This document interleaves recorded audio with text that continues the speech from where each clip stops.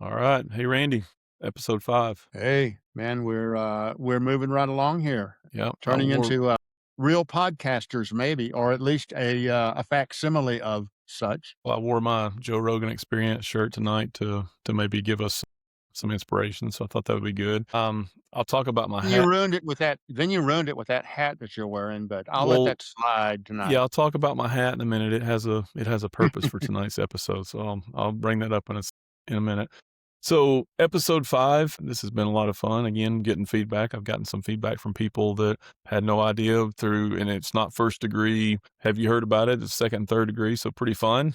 And one bit of feedback just to note is a lot of people want to see us more in the 15 and they want to see us disagree. And I've told them that's kind of the point. We try, but Right. over a long discussion, we don't. So maybe tonight, it's part of why I wore this hat. So we'll see if that helps.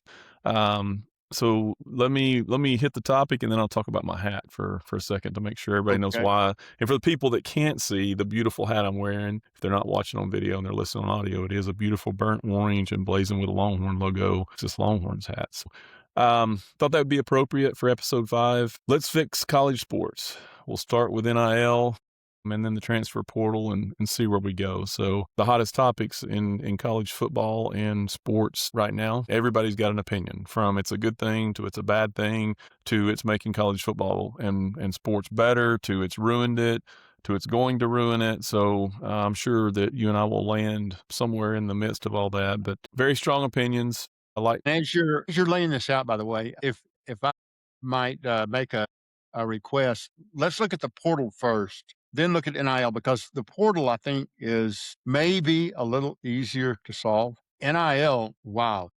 I agree. So I think that's the case. I think the portal is merely a vehicle and putting on display the problem of NIL. So I think Right. that's an Absolutely. appropriate way. I know we're trying to get away from politics this week, but I think we do have to talk about the executive order in which Nick Saban was probably part of. I think there may be some goodness in there. So I wore this hat. I just want to make sure everybody understood that I am a completely unbiased participant in this conversation. Just want to give my professional opinions. No, in all seriousness, I love the Texas Longhorns. I'm weird. My mom's an Auburn graduate. My dad was an Alabama fan. I grew up annoying them both and pulling for whichever one that I thought would annoy the other one, and then started pulling for Florida State and other teams. But what I figured out is, and I went to University of Alabama, Huntsville. We didn't have a football team. We had a hockey team, which was really good.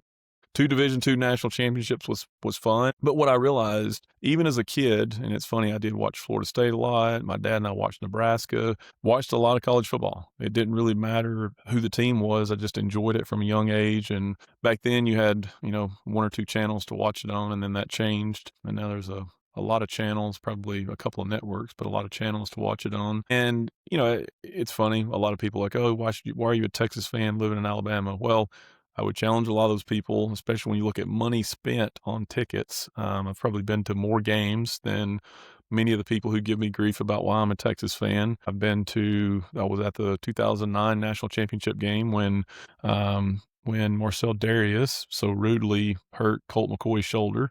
Hmm. And I don't know if it changed the outcome, but it definitely altered the game in a few ways. So that was Nick Saban's first national championship at Bama. I was at last year's national championship with Indiana and Miami. Not allegiance to either one of those teams is zero. I went to the Clemson Notre Dame playoff game years ago. I randomly went to a Vandy Ole Miss game one time. And then, in the middle of that, there's a lot of Texas games. But I like Texas football a lot. My fandom is there, but I love college football in general. I'll watch a random game on a Tuesday night if it's on and don't really care who's playing. And it doesn't matter if it's FCS, FBS. I just love the sport. And then in general, I love college athletics. And what it was, what it kind of is and what it could be. And so, I've told people, I joke about it. If money is going to be what determines the outcomes, it's going to be hard to beat the team I'm a fan of. And I'm a fan of that happening for the next couple of years. Texas gets a couple natties and then let's fix it so that there's a lot of parity. So that's kind of my bottom line up front of what I want. So I want it to keep being, if it's broken, let's keep it this way. Let's keep it in a bidding war and see what happens. So anyway, good topic. I'm curious your kickoff thoughts and I'm looking forward to it. I think we will have a little bit different perspectives. And again, I'm sure we'll probably line. I would like to, and you and I talked a little bit about kind of the focus. I think kind of diagnosing the problem. And I spent a lot of time thinking about what the problem is. I think a lot of those are easy to see. I think the real challenge is how do we fix it? And I've spent probably more time looking at what are some proposed solutions than even, again, the problems are, there's a lot of them, but they're not hard to see. So over to you. Well, as I reiterate on almost every one of these podcasts, I'm old. I'm from a different generation, and I can remember when there was Big 8 and the Pac 8 before it was the Pac 10 and the Southwest Conference, and everything was ultimately pretty much determined by the AP poll at the end of the year and who got to play in the Rose Bowl or whatever. We've come a long way. Some of it has been good, but some of it has not been so good. I think it has made our sport at least a little sick, and I think it can be fixed. I don't think it's beyond salvation. But first thing I wanted to start with is, as we break this down, is the transfer portal. Because as I watched the NC2A tournament games, and I'm a huge NCAA basketball fan, it is amazing the number of guys playing out there that have played 4 years for four different schools. There appears to be sort of a, really almost a loss of who your team is. We used to always know some kid came in as a freshman, did an outstanding job at University of Texas, and everybody's buying that jersey. Well, he may be wearing Auburn's jersey next year, and been kind of a shame, and no one seems to. I don't think anyone is making the attempt to reel that in. I Did you do hear not. did you hear the stat last night on Michigan that was the first national champion that had 5 starters that were all transfer portal kids? I guess I missed that, but that First doesn't national surprise champion me. that all 5, and like Cadeau, I was like, why do I like him? And no, I forgot he played for Carolina. I like Carolina, so intriguing that he moved. But yeah, all 5 of their starters were new from the portal. And it begs the question that gets thrown out there by a lot of old coaches as to, can you really bring together a team? Can you build team cohesiveness? And I realize that is easier to do in basketball than it is in football.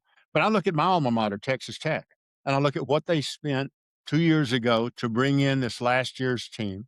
And most of those guys last year was their first year. At least two of them are going to be first round picks in the NFL. It doesn't seem that that argument holds much water, especially with the amount of talent that is out there these days. And I think the coaches are changing.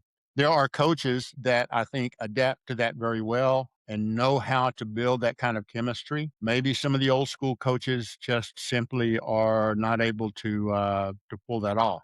I will say this going in, that I love Nick Saban. My daughter graduated from the University of Alabama. She got to see a national championship while she was a student there, and she worked for Nick Saban at his restaurant. Love the man, love his leadership style and everything. The game has passed him by. Sorry, Nick. While I appreciate your observations, and you certainly have forgotten more about football than I will ever know, the game has changed, and we aren't going to be able to put the genie back in the bottle. But I do think that there are some things that we can do that will maybe bring it back a little bit from the abyss of ruining the game. And I don't think we're at that point yet, but maybe make it look a little bit more like what it used to look like. I think the one thing that's been lost in this is nobody is really considering the fans. They're considering the money, they're considering the television networks, they're considering NIL contracts and how much money a player is getting and that sort of thing. And to a large extent, the fans have been left out of it. So I believe you can fix the transfer portal with three things. And I'm going to throw them out there, and you may totally disagree, and that's okay. First of all, I believe you should only be able to transfer once in your entire college career, period. For any reason, it doesn't matter. You can transfer because your coach left. You can transfer because you feel like you get a better chance to be discovered by the NFL at another school. You can transfer because you think this other school who has an opening at your position is better positioned to win a national championship. Whatever, it doesn't matter. You don't owe anyone an explanation. You can transfer, but only once. Secondly, I believe, and a lot of teams out there are playing around with red shirts and when they give them and under what circumstances and that sort of thing. I think you should only be allowed one, what I would call voluntary red shirt. Maybe your coaching staff volunteered you to red shirt, or you went to your coaching staff after game 4, which I think is the cutoff, and said, "Look, I'd like to redshirt and give myself another year of eligibility." That's fine, but only one, which I think is the case. And I think you should only be allowed one additional medical red shirt if it's appropriate. But, we got guys playing at the age of 26 and 27 now, and that's a little bit ridiculous. Let's face it, if you haven't made it to the point that you can get drafted or at least sign a free agent contract, an unsigned free agent contract in the NFL, you ain't going to make it anyway. So, and Well, I then I think think part there of the should, reason they're doing that is not even because they have any aspiration to make it to the NFL. I think Diego Pavia is a good example. The reason he wanted to stay at Vandy, that was the first year they really started paying NIL money. So some of yeah, these kids that's at true. 27, 28 can make money if you're going to get to keep playing later you're 35. Absolutely. The other thing is there should only be one window for entering the portal, and I think that has been fixed. We no longer have two portal windows, and it should not take place until the week following the national championship, the CFP championship, and it should be only 2 weeks long. And that's it. I mean, we get the NFL draft done in 3 nights, 4 nights. So and I believe if we would initiate just those things, it would solve the portal problems. It may not solve what's causing players to jump into the portal, but I see no reason why we couldn't initiate, and these are not necessarily original thoughts. They are ideas that have been kicked around out there by a lot smarter people than me, but they all to me make sense. I try to put myself in the place of being a really highly talented wideout, and this would still make sense to me. I still get the opportunity to transfer, but only one time. This also ties into something that we'll get to in a minute when I talk about how to readdress NIL and what's going on there. Anyway, those were just my thoughts. What do you think? Am I way off base? Is this something that is unfair to No, athletes? I don't think you're way off base. I'll say I've got some nuanced opinions on some of what you said, but I think you're hitting around it in some of the finer. I think if we could get to your solution to be better than where we are, I've got a little bit different perspective on some of them. But I think you jumped up to the solution at the beginning of this one, and I want to talk about that. But I think to properly frame the solution, I want to talk a little bit about the problem. To my perspective on what some of the problems are with the portal. And I think the problem is you can't, I know we're going to talk more about NIL next, but you can't unpair the two because the timing of the two has created the single problem.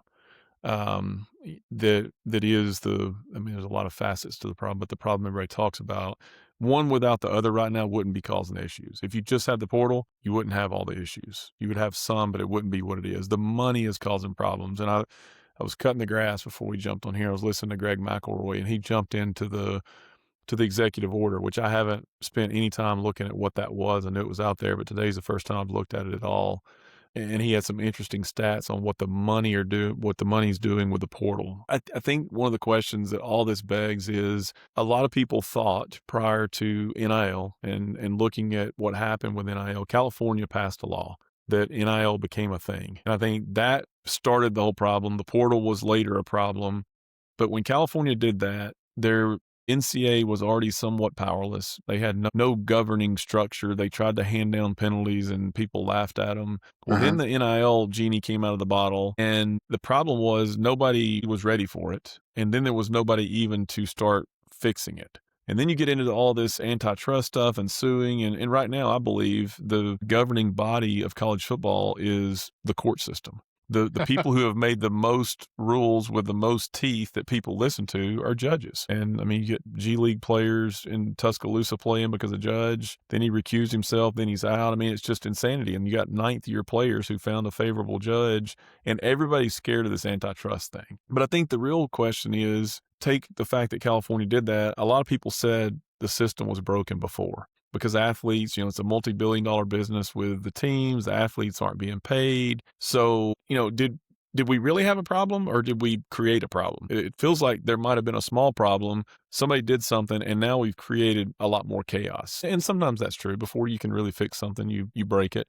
And I Right. agree with you. I don't, and it's not just viewership. It's not just money. College football is factually the second most popular sport in the United States to the NFL. I do think, and it's when you turned me, I knew who Josh Pate was, but I didn't listen to him like I do now. The thing I love about Josh Pate is he's a fan. He didn't play the game at a high level. He wasn't a ESPN media personality. He wasn't a coach. He's a fan. very admitted fan. He loves college football. He thinks it's the best sport. And he does give the perspective of the fan better than anybody. And he happens to have really good access to the coaches, and he's done well. He's the #1 college football podcast. But I think that perspective gets lost, and he brings that up a lot because without the fan, guess what goes away? All the money, the ticket All of it. sales, the revenue that they're going to share, all that stuff goes away. So I think the portal thing, I agree. I got to jump down on my notes to the solutions part there at the end. But I think ironically, you're not far off from even the executive order. So you and Trump think alike, if that makes you feel better. That's scary. Thought you would like that. I think I'll sleep well and tonight. yeah, I knew that would help you. By the way, we're not gonna have World War III tonight, it appears. He's not gonna end civilization in Iran. He's gonna give them a 2-week stay, so I thought that was good to know. I thought while we were doing this podcast, we might enter a nuclear war, but we didn't, so that's good. We got two more weeks at least. But part of what was in there, and it was interesting, I had put this down from things I'd heard from different pieces, and then it lines up closely with what was in the executive order, which I don't believe he did on his own. I think he called a group of people together, and they put it together. So for the eligibility piece and the red shirting, and Sark was the first one I heard say this, and then others have said it as well. I don't know who started it, but to take out even a lot of the red shirting and all that is do 5 years of eligibility in 5 years. And Okay. you take out Yeah. red shirts, take out a lot of that. It's like you got 5 years of college sports to play, and you get to play it in 5 years. If you play 4 in 5 because you had a problem, whatever, you got 5 years eligibility, and you can play all 5 or not. And then, yes, there could be hardship around transfer portal, but as far as eligibility, you got 5 years and 5 years. That's it for as far as the eligibility. And then so I got to tie NIL and contract a little bit for the transfers, and this is closely aligned to the executive order, and I didn't even know it till I listened to it. But I think Bob and I were actually talking about this a while back, and you've got to some way tie contracts to this whole thing. And the problem is college football, the NCAA, everybody's averse to having, player representatives and making it a union and collective That's okay. bargaining I'll fix agreement. that. I'll fix that for you in a few minutes. Yeah. So, but at the end of the day, I think the portal, the problem is there's right now what it's become is everybody's on a year to year, somewhat of a contract, but a Maybe. contract's only enforceable if what happens in Washington happened where somebody's willing to sue because your quarterback's going to leave and you say, no, we made a deal. I don't know how effective he's going to be because the court stepped in and said you can't leave. So my guess is he didn't love being there. So a contract tied with a portal so that you can't transfer every year on these year to year contracts. But similar to the 5 and 5 is you get one portal entry. And my suggestion on that, and we'll talk more about it in the contracts, is you sign a 3-year contract. And at the end of your 3rd year, you basically get free agency Hey, and you you know can what? transfer one time. It's brilliant minds think alike. I was thinking, I wasn't thinking in terms of 5 years of eligibility. I was thinking of 4 plus a red shirt. And I hadn't taken that into consideration. I was thinking you had to sign a 2-year, Yeah. and then And, you could become, in essence, a free agent, but your next contract had to be for 2 years. yep. 3 years makes sense. And 3 you could years do and 2. buyouts. You could do there's a lot of different ways around it, but there has to be a contract with some teeth. And the two things, I do think the true hardship piece of what used to be the portal could still be a thing, but it was very rare. You had, if a kid had a real hardship, a medical issue, completely buried in the roster, never going to play, again, you had to go before some committee and present a case, and then that went away. I don't have a real problem with that because that was rare. I think it would need to be rare, and it's an exception where you look at it and everybody would agree, yeah, that kid probably should transfer. That's a real issue. Here's the thing that I've really wrestled with, and I don't know where I fully land, is this whole thing of if your coach leaves, you get to leave. Well, and I agree. The coaches recruit them. They spend time in the homes with the family, all that. So they're really committing to a coach. Different than the NFL, where the coaches don't recruit the players and all that. On a night, they get told, hey, you're going to play for this team, and they don't have a say. But again, when you start getting paid, you are professional by definition at that point. You're not an amateur. You are professional, contracts and agreements, and your ability to just do what you want to do, I think that goes down a little bit. So do you get a open window for 2 weeks after your coach leaves? I don't know. Maybe not. Maybe under the new structure, your coach leaves, it doesn't matter, because I think the transfer portal, you got to also do something with the coaches because Would it's you silliness suggest too. then that if your coach leaves and you're in year 2, after year 3, you could follow him? Maybe, and I think within the conference is a problem. And again, the NFL's got that figured out pretty well. I think the challenge is, I think you could fix the coaching moves too, similar to the portal. First of all, coaches, you can fire your coach in week 3 if you want to, but you cannot tamper with or talk to another coach until after the season's over. just like the NFL. Once the playoffs are over, if your two teams are not in the Super Bowl, it's fair game and you can start firing and recruiting. You got Black Monday in the NFL after the last game regular season's played. Cool, do that. I think you got to do something with the coaches. Their contracts have got buyouts. It's just money, but there's no teeth to the timing. Again, you need a governing body. You need a they. Everybody says they should fix it. Well, who's they? I don't know. But you've got to do something with the coaches. So there are meaningful contracts. You can't have all this tampering because that everybody talks of tampering with players. Well, the coaches, the same thing's going on. And Yeah. so those two Well, are in. isn't it true that in the NFL, you can be liable to compensate the other team who stole your coach, Yes. not only with money, but with players Yes, or and you can draft trade picks or coaches. You can yeah, actually, I mean, there are coaches that get traded for players. They talked about Mike right, Tomlin because he's still actually right, under contract with the Steelers, that there's a chance he could be traded, and it has happened. right. It's been a while.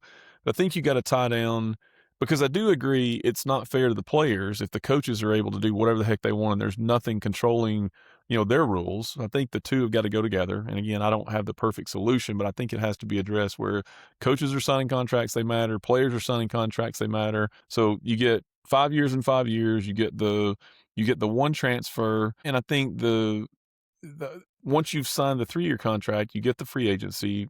That helps. I think that's gonna help with development of players. I listened to Kirby Smart last year talking about it, and some of these guys, especially ones who have won national championships and their job's not at risk, they care about these players a lot. And I think Saban's the same way. I think the difference in Saban and Dabo Swinney is Saban didn't like the way the game was, realized it was passing him by, and didn't want to adapt again. Dabo just hasn't realized that yet. Yeah.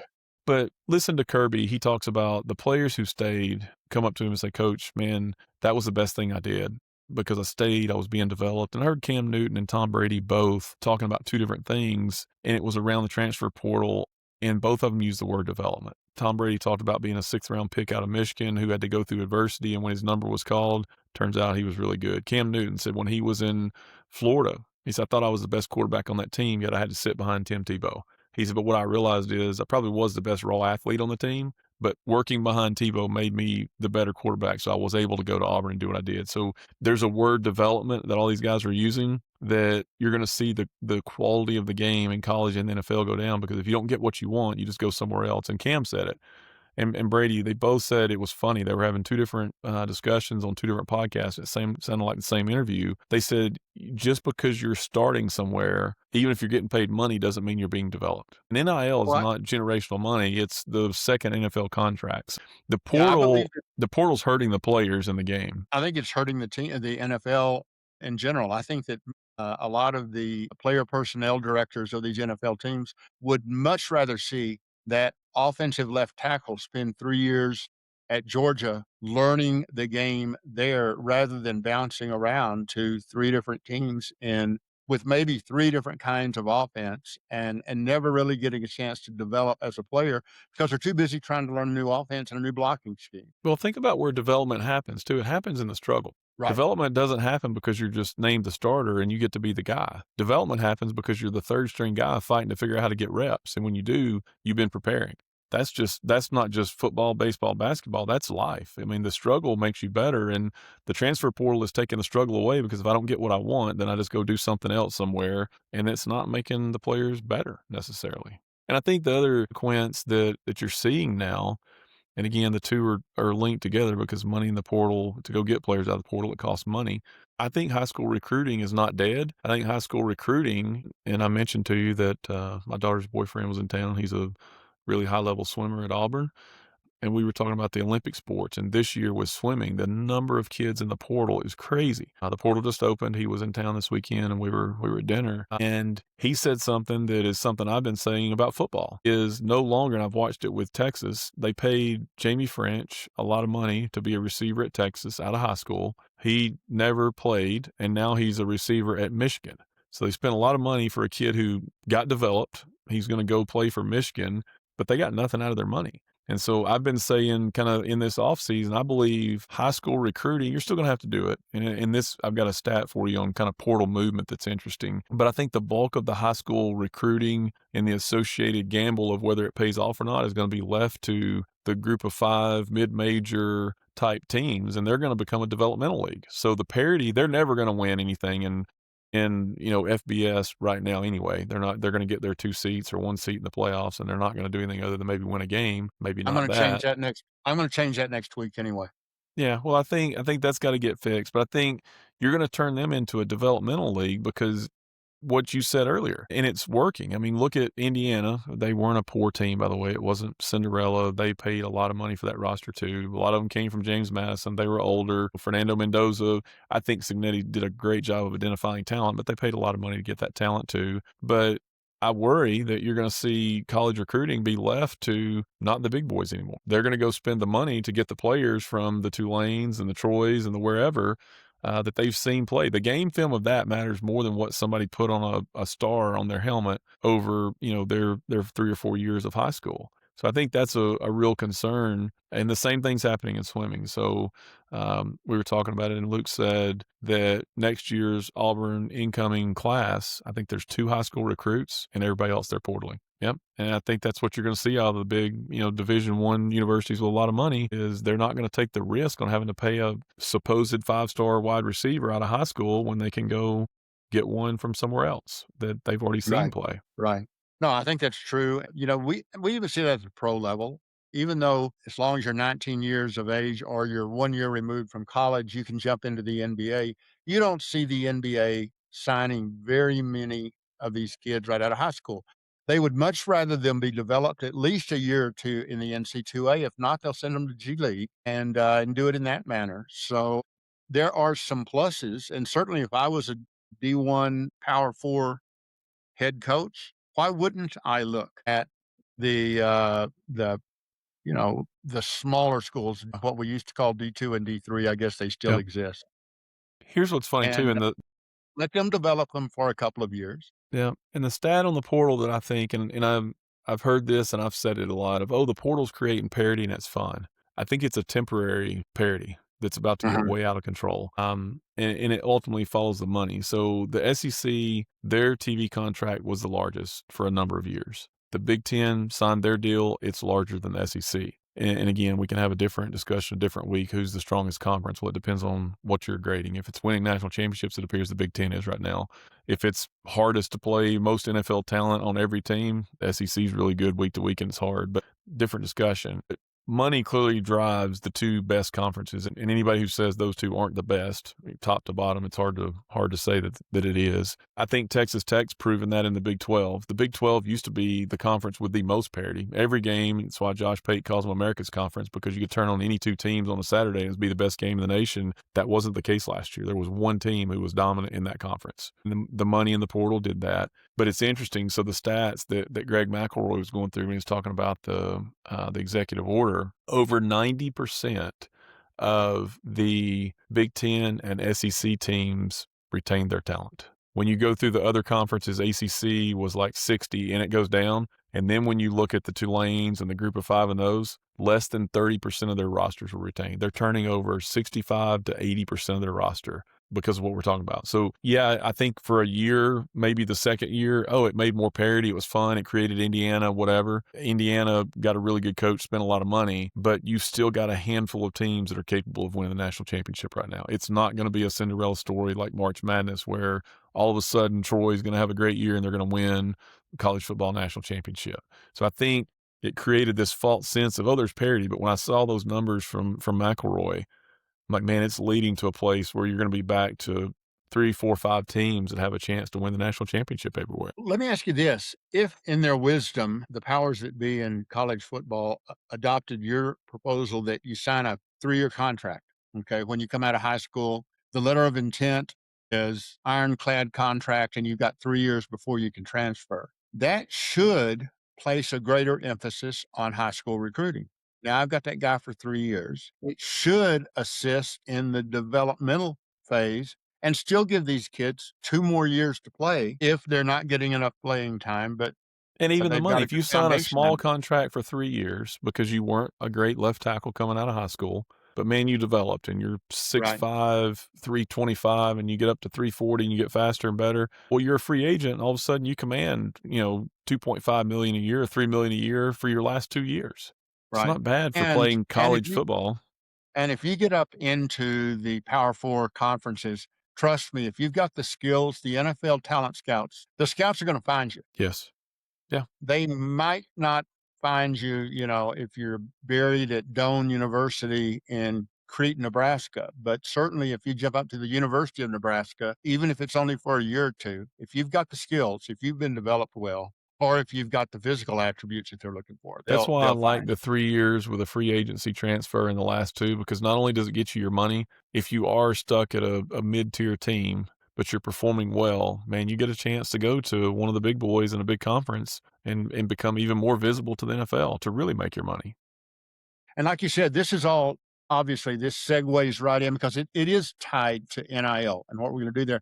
If I could, I was going to share, I got three what I call flawed assumptions about college athletics that we need to dispel. First of all, having had a daughter just graduate a couple of years ago from the University of Alabama, I've come to the conclusion that any athlete, any athlete that is receiving any amount of scholarship money, I don't care if it's a half scholarship, full ride, quarter scholarship, they are no longer amateurs. You can call them that if you want to. You can call them student athletes. I don't care what they are playing for pay. My daughter, we spent just on her educational expenses and housing, room and board, over 4 years, about $150,000 for her education, all out of my pocket. None of the athletes there who were on full rides anyway were having to pay that. And they got health care, they got tutoring, they got personal trainers.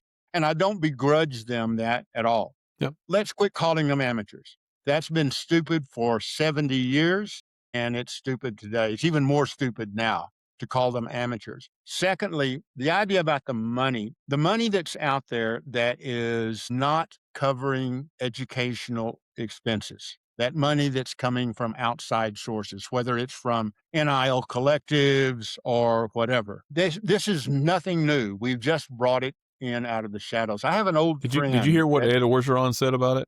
Best quote I've no, heard. He said the difference in the NIL era and what it used to be, instead of sneaking in the back door with a bag, we get to go in the front door now. right.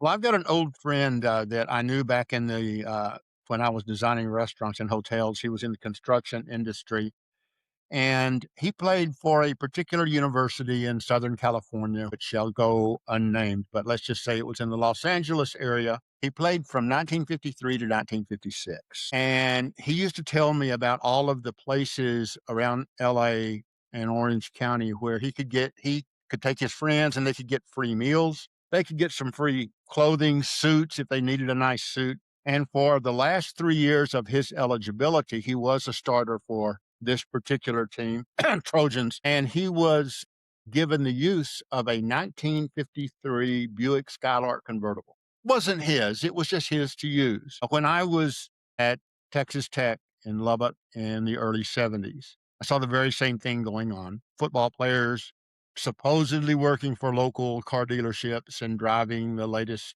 cars and that sort of thing. This is not anything new. Yeah, they made a big deal out of SMU. Bless their hearts, they got caught, They and they just were a did little it bit better than worried. everybody else and made everybody mad. Yeah, I think so. And they weren't part of the if it would have been Michigan, everybody would have been fine, but SMU shouldn't. They weren't part of the club that should have been able to win at that level, That's so it made right. everybody mad. So as as Ogeron says, we simply made it legal and put it under the guise of name, image, and likeness. And then the other thing, and this may be a bit controversial, although I don't think it will be, but all athletes, regardless of their sport, gender, or the position they play, are not deserving of the same NIL or level of compensation. I'm sorry, but my second string goalie on my lacrosse team does not deserve the same amount of money as my starting left tackle on my football team. And that may seem unfair, but this is not socialism. Okay. This is actually a, a sports version of capitalism at its best. Well, let's talk about what NIL is. Yeah. Name, image, Okay. and likeness is you're getting paid for your name, image, and likeness. And what it Right. was supposed to be when it was supposed to not be pay for play before the collectives, and we'll get into some of that, I'm sure, in a minute. But Yes. it was for you to be able to, based on your name, image, and likeness, represent a product, a service, a company. It's a marketing thing. Therefore, Yes. if you're more Absolutely. popular and if you've got 14 million followers on Instagram, versus 100,000, you're naturally more marketable and you're going to make more money. Well, So and it think was about set it. up to be that. Yeah. Think about it. If you took it back to its pure roots and got rid of the collectives, and I know we'll get to this, okay? It's nobody's business what some corporation out there is willing to pay you. It's nobody's business what State Farm is willing to pay Patrick Mahomes. If they want to pay him $10 million per commercial, Yep. that's between him and them. And I think And I NIL would should say be the the same same way. thing is true with a college True quarterback. NIL. True NIL. True NIL, exactly. There's some But interesting things around. we allowed the collectives to come in Yep. and Both of our bash the universities were guys. early on that too. Texas and Texas Tech were two of the first that got that genie out of the bottle. But I think it's interesting. And I was at a TCU basketball game 2 years ago, and Haley Van Lith, which TCU's done a really good job. But I looked at her NIL. My brother-in-law and I got to talking about what NIL was in women's basketball. We were curious. I think 2 years ago she made just over $700,000, and 100% of it was true NIL. It was Apple Cash. It was LaCroix Water. It was True. She went out and she had 13 companies or whatever it was that were paying her money to represent their products. I think it's interesting, and most people, people Texas has money. I think it's interesting how they're allocating their money. Quinn Ewers never took a dollar out of the collective. It was true NIL. Arch Manning is doing the same thing. They've got true NIL. So that's why you see every freaking commercial for Viore and glasses and everything else, but they're doing true NIL. And again, that was the intent of it. And I agree with you. That's like an endorsement in the NFL or Major League Baseball. The terms of that, who cares? That's private. The Right. collectives are I what will came in and bastardized that. I will tell you that, in accepting that, and I think this is one of those times where we're in agreement with this, but remember that that does open the door for someone like Cody Campbell, who owns an oil and gas exploration company. Okay. And there is nothing to keep him from paying some tremendous left tackle, whatever he wants to, $5 million a year to just show up on the golf course occasionally in the off season and play around with some other guys whose oil leases he's trying to acquire. And we cannot sit back in judgment and say, well, because it's not a TV commercial, it's not true NIL. It is the utilization of that individual's name. So it does open up I wouldn't call it a Pandora's box. We just need to understand the It implications needs to are be there. defined. Now, is Cody Campbell going to continue being willing to fork up 40 million a year? I don't know. He's a multi-billionaire. Maybe it's no big deal, but we got to bear in mind that that does open that up. But that should have always been there.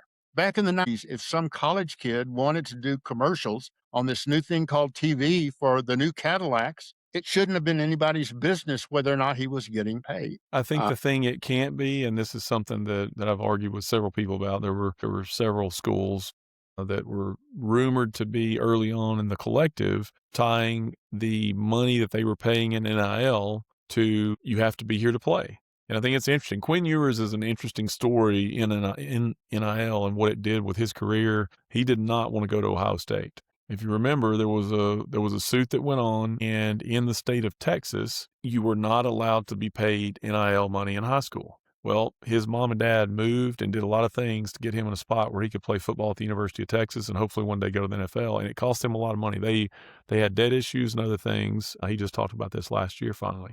So in Ohio, he was able to go to Ohio State. He gave up his senior year in high school, went to Ohio State, got $1 million and a new truck. Well, he played one snap or two snaps at Ohio State and decided he was going to go back to the University of Texas to play next year. He took his truck, he took his $1 million, and they did nothing about it because they couldn't. Well, right. teams started seeing that happening where they're giving them name, image, and likeness money, which, by the way, you can take your name, image, and likeness with you. And just because you don't live in Columbus, so you can't represent that car dealership up there, well, that's a problem within that. So that's part of where the collectives came in and they start gaming the system. And now they are just full on pay for play, signing 1-year deals and 2-year deals or whatever they're signing. But that was part of the problem. I mean, Patrick Mahomes, if he gets traded from Kansas City to the Raiders, he still takes his name, image, and likeness. And if it's a national brand, he takes it. If it's a local brand, that probably changes. But that's part of what was happening is some of these kids were moving around after they got a bag of money, and it was a real issue. So they're trying to figure out how do we do that so if they move and they go into the portal, we don't lose our money because there were teams not paying up to what they're supposed to because they're moving. And then everybody just kind of quit even calling it NIL, and it just became a collective. And then I think Saban was one of the first ones yeah, on a big it market that should said pay for play. it should just come down to those are contracts between corporate America Yep. and The school shouldn't athletes. be involved, frankly. And yeah, that becomes a tort issue if somebody wants to start fighting over the legality of those contracts. Should not involve the schools at all, which means, well, we'll get to I that think in a their second. compliance department would have to be involved so that you can't have I mean, because Cody Campbell absolutely could pay them to go stand in front of his Eagle, whatever it's called. I've been by his headquarters to go stand there and help him. That's fine. I think the challenge is when you've got billionaires who don't have a product or a company that are putting money Right. into a group of things and they're paying. That's where it became a real issue. And there was a lot of discussions around that of, well, we can pay them to do whatever. Well, I think as long as they're doing something to represent something, who cares? Well, at the very least, Uncle Sam is going to be concerned about it because if that is, and that then becomes an employee by contract, Yes. you've got tax issues, FICA issues, all sorts of other things that somebody's got to pay for it anyway. Now, you could say that they're a 1099 contract employee, but it doesn't matter. It's still, you still got to go through a process legally unless you're going to hide money from Uncle Sam, which I don't recommend.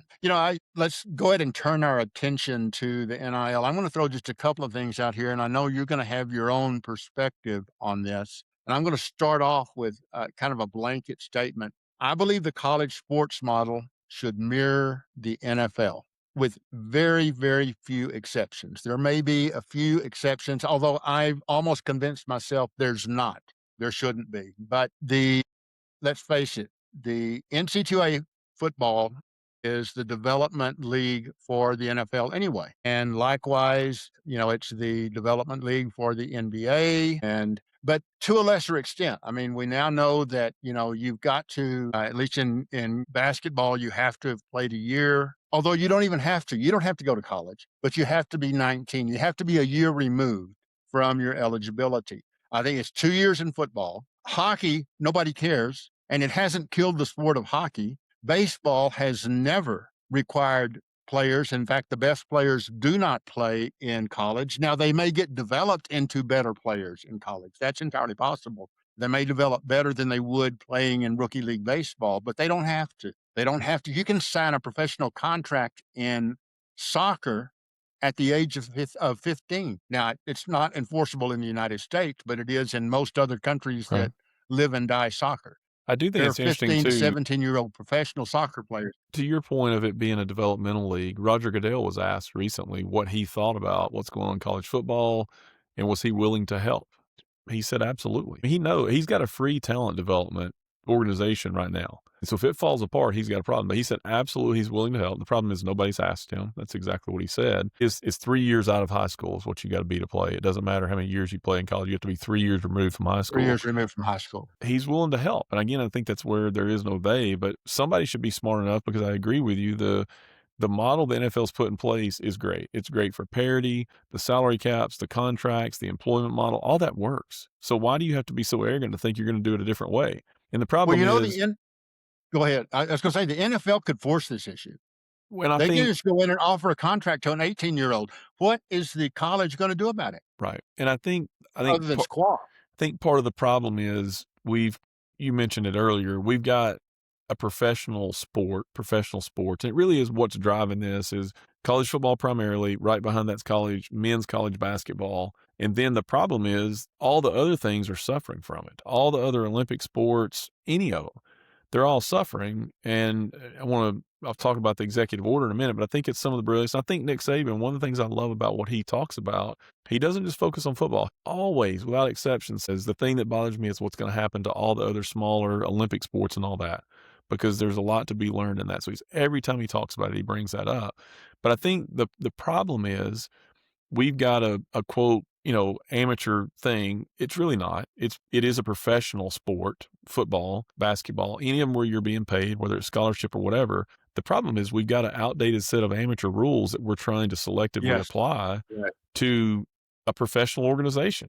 And we're trying to take what is now, which is not governed well and wasn't well thought out. It wasn't a process that was this designed. So if we started out, and let's just take football in general, but it's true for any of the college sports today, and it's something I do in business. It's a question of, okay, if I want to redo something, reorganize something, whatever the case may be, try to look at it through a lens of, if I were starting this from scratch, would I do it that way? If the answer is Yeah. no, probably should change something. So I think most people would agree if we look at college football specifically today, but basketball, go down the list, all of them, it probably wouldn't change a lot with a lot of the other sports other than how we fund them and the the roster limits and some of the craziness that's happened with the House versus NCAA and some of that stuff. It was not the House. It's the House versus NCAA trial. Everybody thinks it's the House of Representatives. It was just House. That was a big thing, and it's what's driving some of this revenue sharing discussion and some of that. But I don't think we would set out to start college football new today the way it's being done. And I think that simple question and framing means something has to be done because it's broken. And again, the how is a different thing, but there's got to be some boundaries put it. Lane Kiffin said it a couple of years ago when the portal really started popping off and NIL, and it wasn't even what it is now.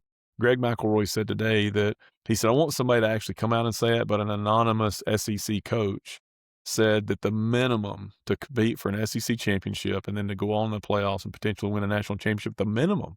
And this is funny because Texas Tech and Texas last year, they're talking about their $40 million roster. The minimum now to do it is 40. And so within a year, you've gone up that much. But Lane Kiffin said a couple years ago, it basically is NFL free agency with no salary cap and no Right. timing. That's what we Right. have. And so nobody Right. would create that system. Well, let me throw this out at you, 4 little things here, then tell me why it won't work, okay? We've already talked about collectives, I think, should be outlawed. They just shouldn't exist, okay? They should be unable to make any contribution other than to buildings on campus and educational programs. Forget they should be out of sports. I believe, and I know this is being pushed for and it's being fought against, a single negotiated television contract for college sports, and the revenue should be shared equally among schools. You know who I hates know that there's more than those that are anybody? going to say, well, no, Ohio State and Michigan and Alabama and Texas, they're bigger, they bring more money in. No, But you you've know who got, hates that more than anybody? Because that is the NFL model. yeah, The who's Big that? Ten and the SEC united. It's like Republicans and Democrats. Anytime I see them unite, I think there's a problem. So the SEC and the Big Ten got together to really push back hard on that because they like the disparity between the two of them and everybody Uh, else.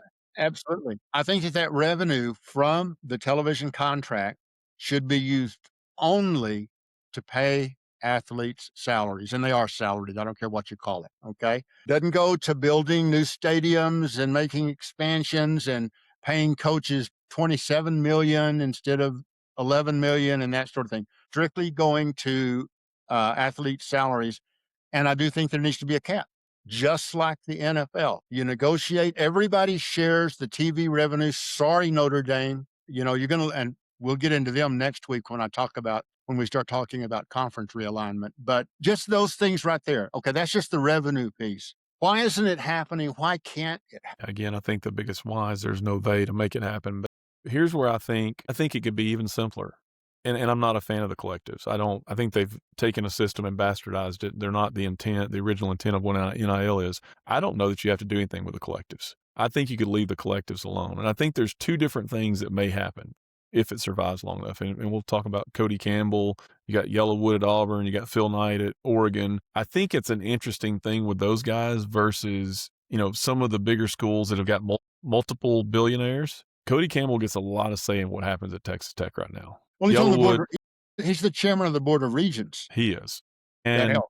Yellowwood at Auburn, he's been a continual problem for them Right. because he thinks he knows more about all the sports than whoever they've got. The football program has not thrived under that. Phil Knight appears to be pretty hands off except for their uniform selections, and he's got a lot of money. But in general, when you've got one person, it's true at a church. If you got one person giving a ton of money, designated giving becomes a problem because they start creating the church to be what they want it to be. I think there's a little bit of a problem with the collectives. I think some of that will play itself out because if Cody Campbell, if they don't win with softball under what he's doing, he won't give money eventually. He'll quit giving as much. Same thing with the football program and that experiment. If Joey McGuire doesn't win, he won't be there forever. They bring in another guy, and under this same model, I don't think he will continue to pay that kind of money. And I think that's where the disparity is still a problem because the schools, Ohio State, Michigan, Texas, that have a bunch of billionaires, and Texas Tech does too, but they've got one that's really, really pretty excited right now. Well, I two, think him and his him and his partner. partner, yeah, they're one entity. But I think that is interesting because that could even drive a bigger wedge. So I think capitalism fixes some of that. I think the portal and the rules around the portal are more important than even NIL and collective. If you put the portal rules in place of what you got to do, you got to sign a contract. I think a salary cap would be fine. Baseball seems to be surviving in MLB without a true salary cap. I mean, they got the stupid luxury taxes and all that, but the Dodgers are paying more for 3 players than most teams pay for everything they do. I think you could get there, but if you look at what's most critical, I think the transfer portal you got to fix. I don't even really care about killing the collective, but if you just wanted to leave those in place or take them out, you got to have a salary cap. Yeah. Well, and also, if you want to leave the collectives in place, the NFL doesn't have a collective, Right. doesn't exist. I think they would So become irrelevant collectives, eventually. I think they collectives wouldn't even want to. matter. I would say that no money that goes directly to the athlete should come from the collectives Yeah. And I think that becomes somewhat irrelevant. because you might find yourself wrong about Cody Campbell. Yeah. He played football for Texas Well, I Tech. know. He and his wife might have gotten together and said, "Okay, if it costs us $2 billion over the next 15 years, fine, we'll spend it because we've got another $6 billion that probably will pay our bills." So you still run a real risk with some of these programs, the ones that you mentioned, as a matter of fact, along with what's his name that's supporting Indiana now. Yeah. Mark Cuban. They're going to do the same thing with facilities, though. That's why I'm not that concerned about it because the NFL's got the same problem. Think about the ownership and look at the teams who were successful and who aren't. Baseball's another good example. The Pittsburgh Pirates. I got a buddy who's a Pirates fan. I had lunch with him the other day. I've asked him for the last 25 years, hey, how are the Pirates going to be this year? They're going to be pretty good. I think if they work really hard, they'll win 79 games this year. And they've been the best franchise for recruiting and developing other players in Major League Baseball. The disparity between the Pirates and the Dodgers. And so you got owners that are pulling money out, sucking the life out, and they're not Well, reinvesting. Steinbrenner used to do it with the Yankees. Percent. And so you look, I think no matter what you do, because I think you get back somewhat to the old model, because what used to separate just even 5 years ago, what was the separating fact for an 18-year-old kid on a recruiting visit? Facilities. You're going to end up, money is still going to create an unfair advantage. It does in the NFL. The teams with the most money are still going to do very well. The Cleveland Yeah, but Browns have not won. yeah, but You can limit the parity. But it's still the problem with Major League Baseball, and it is a problem. Okay, the Dodgers they've got to have a cap, but the Players Association is never going to allow it unless the owners really get together and say, "Fine, we'll just shut down baseball for 3 years." That is a problem. I don't know how. I mean, yes, it's occasionally a Houston or somebody will come up and slip up on the Dodgers, but as long as they are free to spend as much money as they want, what's going to happen to the Cincinnati Reds, who we all used to love, the Kansas City Royals, the Pittsburgh Pirates? They become very insignificant and they don't have the big bucks behind them. At least in the NFL, Jerry Jones has to spend the money on his facilities. He can't spend it on players. And that's where I'm concerned. If the collectives want to gather money to improve Texas Tech's facilities, which, by the way, many people will tell you is the best in Yeah, all of college football. it is definitely in the top one or two. If that's where they want to spend their money, wonderful. But we need to have some sort of parity when it comes to the money. Now that raises a question. Let's say we get a single television deal in. Let's say it is distributed equally among whether it's Division One or whether it's throughout. I don't know how they would do that, but so that there's an equality that is achieved through that distribution. I do believe it should then be left up to the universities as to how they distribute that, and that may still mean we sacrifice the lacrosse team. Well, why should we be guaranteeing that? Why should Texas Tech's meat judging team, which by the way is very, very good and has many national championships under its belt, receive any money from that? Or certainly they shouldn't receive an equal amount as men's basketball and women's softball and the football team. So I think you've got to give the universities some flexibility and some independence. And I realize there are those that are going to listen to this and say, yeah, and University of Texas and Texas Tech is only going to spend their money on men's basketball, women's softball, and men's football, and that's it.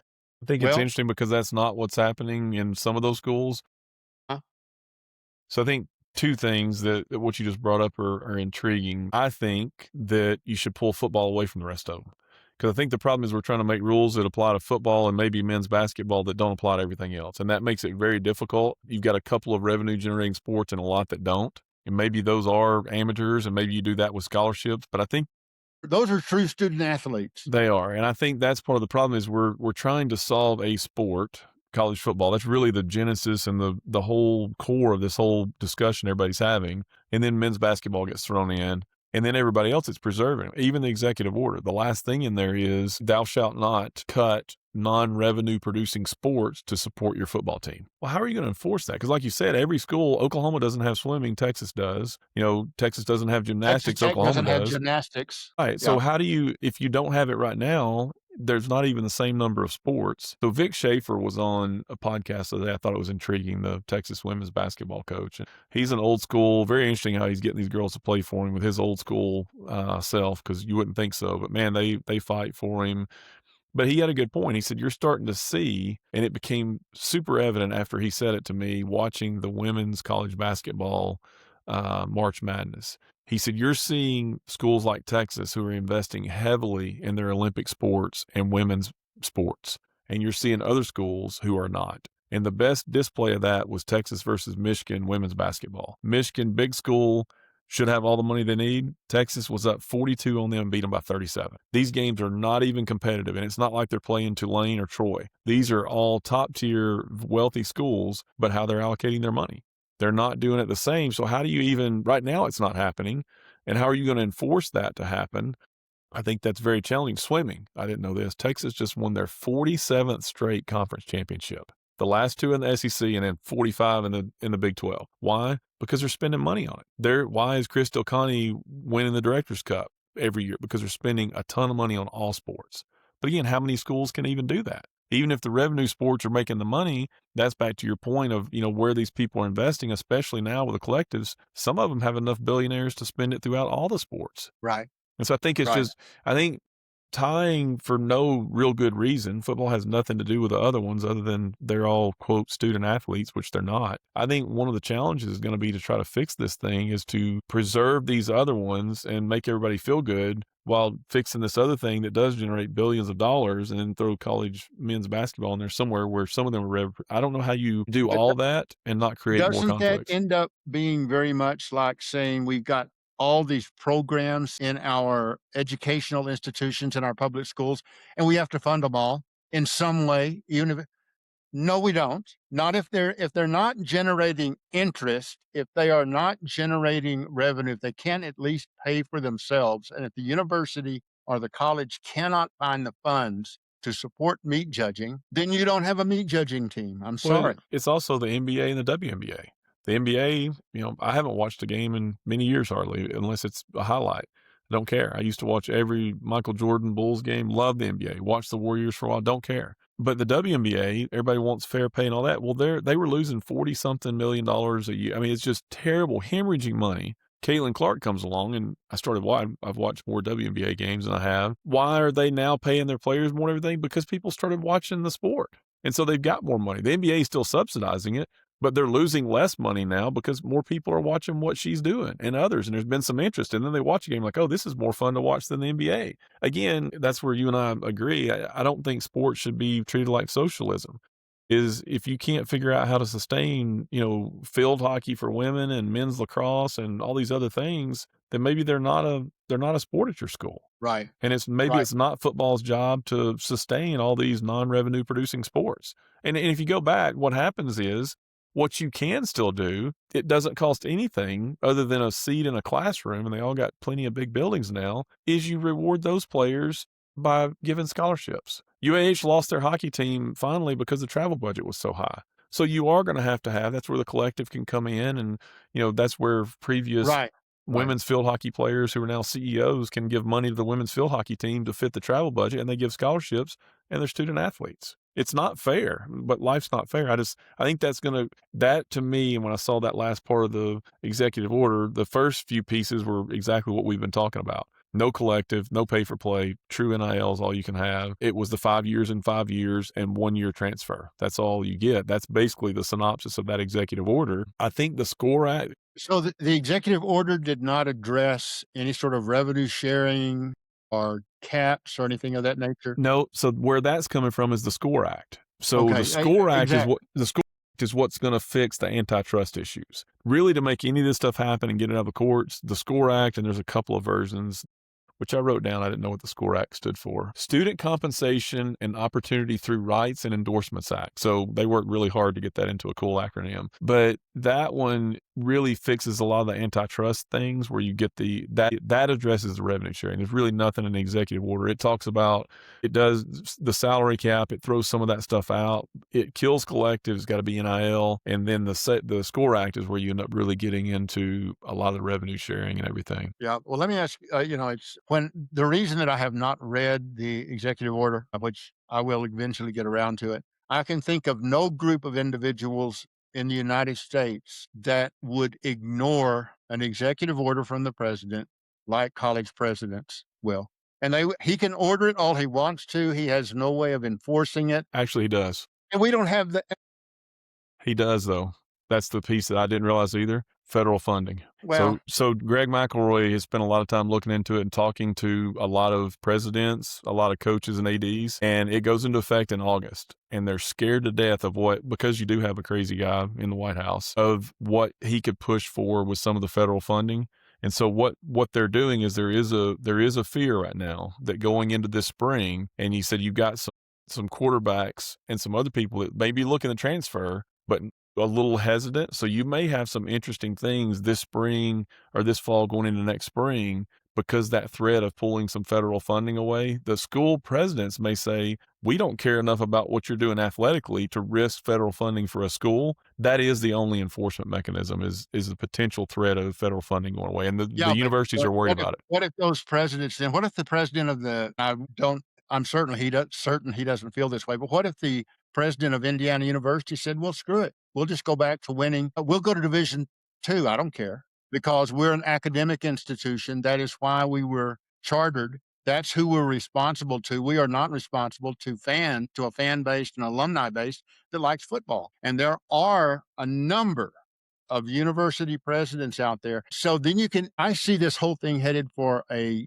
huge stalemate in the courts, being challenged at every end. Trump will be long gone before it ever gets resolved. And in that regard, I don't think it's going to get resolved. Not Well, in that manner, anyway. yeah, I think the only way that the executive order has any teeth, and it's what McElroy said, and I was listening to somebody else, I don't remember who was talking about it, is you may get some self-governance. It's not going to fix it, but you may get some of it tamped down a little bit with the threat of, because what you said, the presidents look at it and say, hey, Texas A&M, Ohio State, whatever, we're higher learning institutes, so it's cool what you're doing, but we're going to take a little tap the brakes a little bit and see what's going on here.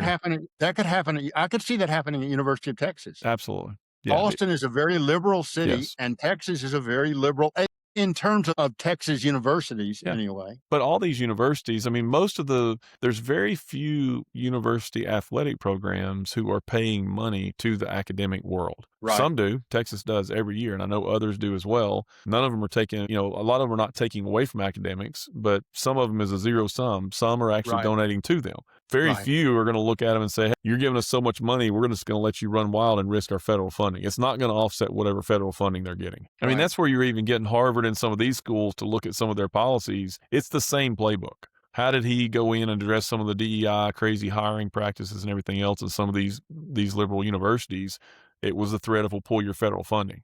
And it snapped them. That's part of our higher education discussion. But that raises a question which we don't need to address here, but should federal funding of research and academia be held hostage to any political ideology? And the because of answer is no, football it shouldn't. or Yeah, I football. know, but it is. We're going to stop cancer research because we got to roll tide. Right. Let me ask you this. I also had on my list here, and I know that there are reasons. Have read the arguments against this. I don't buy any of them. I think players should be employees of the colleges, and they should be allowed to unionize and work under a collective bargaining agreement. Yeah, And don't tell me that universities can't do it. They've got unionized people working in the cafeterias. They've got unionized people maintaining their laundry services. They've got men and women. They run the gamut from pay scales. So don't tell me it can't be done, because it can be done. And I'm not saying it would be easy. yeah. I think one of the It things brings its own set of problems along. Yeah. And the biggest concern that I would have, and you've already raised it, if you did that, we might end up sacrificing even more of the non-revenue producing sports. But you know what? When I was at Texas Tech, there were sports, they had field hockey, they had lacrosse, they had bowling, and they were club Yeah. sports. And they had some big competitions and big rivalries. Yeah. I think that, Texas A&M in bowling before the NCAA began offering that. It was a club sport. A lot of right now, Alabama and Auburn have the Ice Bowl. yeah, club hockey. Those are club teams. Those are not scholarship players. Well, and I think the So it thing is can exist. whether they're scholarship or club, all those sports, Olympic doesn't even get it because there's not Olympic meat judging. But the non it's really the non-revenue producing sports. It's the ones that suck more money out of the system than put in. Right. All that group of sports, you can give them scholarships, you can make them clubs. There's 1,000 things you can do. Again, trying to make them equitable with football is not a winnable war. You But can't do it. to answer your question, it's funny. My dad, a lot of things, he was ahead of his time. I would like to hear his thought on this. But I remember he used to get it. My mom taught high school advanced math for 36 years. And there were times where mom was buying her own. This is even in the 90s and early 2000s. The 80s. She was buying paper to put in her classrooms, and mom loved teaching and she loved the kids. And so she and dad would spend their own money, which she was living on a teacher's salary, and dad wasn't a good businessman and never paid himself a salary. And mom was subsidizing the business. So, and she's subsidizing the school. But it used to drive dad crazy because they were doing that and they would do anything to support the school and the kids. And I played sports growing up, but my dad always got so mad anytime money was spent, and it didn't really matter where it came from, on a field house, a baseball field. It drove him crazy. And he had a solution. He was he didn't complain about things without having his way of fixing it. And I think it's very intriguing a long way around to answer your question of them being employees of the university. His solution was, and this was in the mid to late 80s, early 90s, is take the athletic group, coaches, if you want an AD, the facilities, everything, take all of that and disassociate it with it from the school. And when you do that, no more funding. You're not getting to share the parking lot. If you do, you got to pay the school for it. You can rent facilities if you need it, but you get the gym, you get the field house, you get the football field, the baseball field, the basketball gym, track, you get all that. But you got to maintain it, and you've got to do that from your own ticket sales or donations that go to that thing. So it's kind of ahead of the collective and all that, but you got to become a self-sustaining entity and he said, and my dad was a good athlete. He loved student athletes in high school and all levels. There was a lot to be learned from it. But his point was the main thing on that piece of property, that was and is New Hope High School was not athletics. It was a good addition to the experience of being a student, and it made you a better person. But the main thing was education. That's why we were there. And he believed You it know what? detracted from it. And I think, so all that said to say, I would be a fan of that even in college. And we can You know, call it's them Longhorns and we can sure. call them Orange, but why not disassociate a lot of that? And again, what I think you're going to see, the non-revenue sports might stay with the school. The revenue producing ones, it's funny, the University of Texas Longhorns football team is the only professional type sport. They don't have in Austin a professional sports team as big as they are. That's one of the reasons they've got that. So just treat them like professional sports teams. If people want to go watch them, and for that matter, in Texas, you could do it with freaking high school football teams. They Well, couldn't you know make that money. Kay and I lived in Southern California from 79 to 85. And the entire time that we were there, I don't know if it has changed. What your dad proposed is exactly what existed there. There were booster clubs who raised the money for uniforms. They paid the coaches. Most of the coaches, football coaches there, had other jobs. A lot of them were not teachers. They weren't even associated with the school. Now, what that did mean is some of the richer schools, Newport Harbor High School, for example, and Irvine High and that sort of thing, had more money.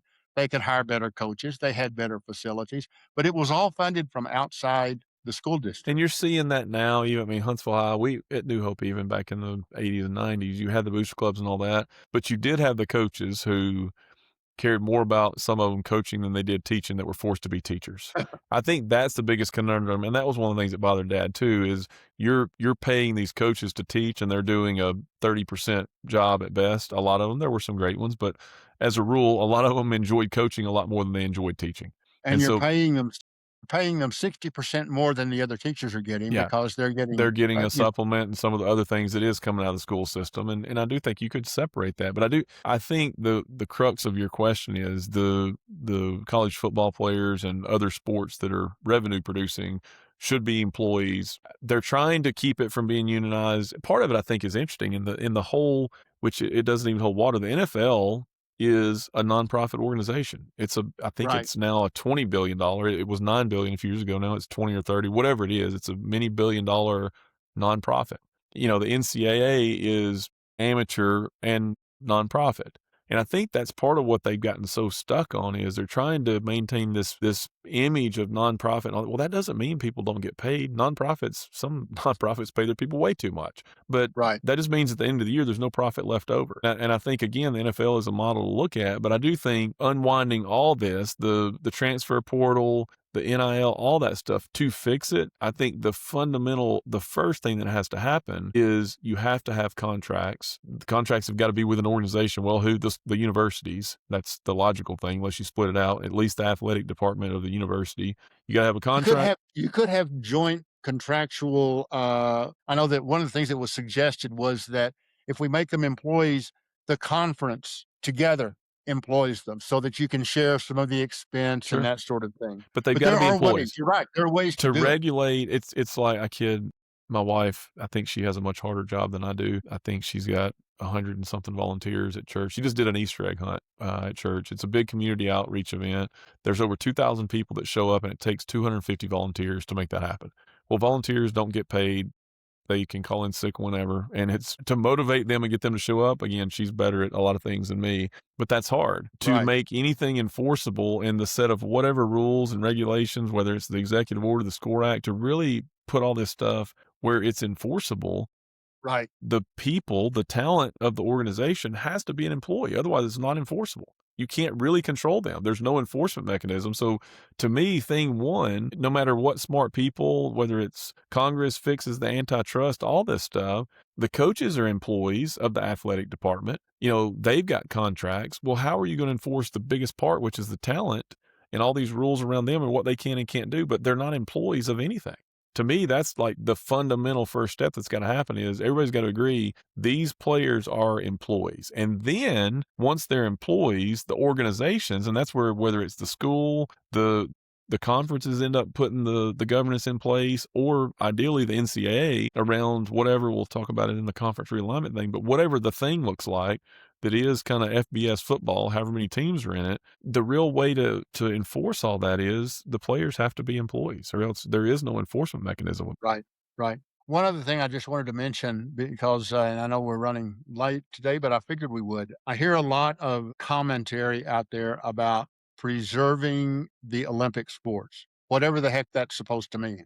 Men's basketball is an Olympic sport. Baseball is an Olympic sport. But I will say this, that's a whole different animal. And it should not even, I'm not sure we should use that term. The really great Olympic athletes, whether it's in skiing, whether it's in swimming, whether it's in diving, if they're not on the Olympic team by the time they're 15, 16 years old, they're not going to be Olympic athletes anyway, in most areas. And so this preservation, I'm in agreement that we should preserve as many of those opportunities as we can. But if I'm a field hockey person, or let's say I've got a daughter that's a tremendous gymnast, she's not going to Texas Tech.